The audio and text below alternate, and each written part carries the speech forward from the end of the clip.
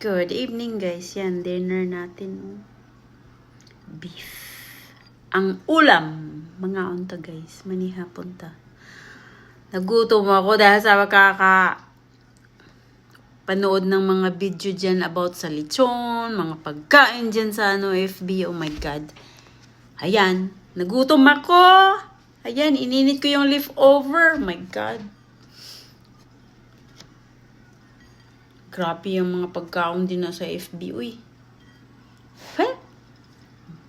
Tintal man sa tagkaon. Imbis na nag-yogurt na lang ta. Napakain tuloy. Sarap. Ulam. Kanin lang at saka ulam na beef. Kalamig guys. Mga ante guys, maniyapon ta.